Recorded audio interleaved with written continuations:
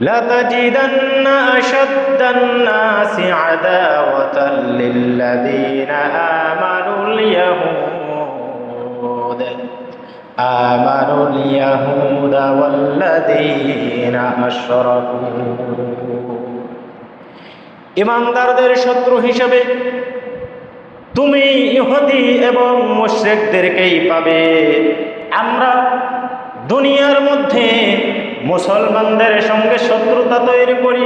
আল্লাহ রাব্বুল আলামিন কোরআনুল কারীমের মধ্যে নোট করে দিলেন, ওরে মুসলমানেরা, তোমাদেরকে আমি জানিয়ে দেই, তোমাদের শত্রু হচ্ছে দুইটি জাতি, একটি হচ্ছে ইহুদি আর একটি হচ্ছে মুশরিক।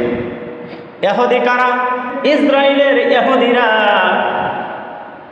ফিলিস্তিনের মুসলমান ভাইদেরকে নির্মমভাবে হত্যা করলো।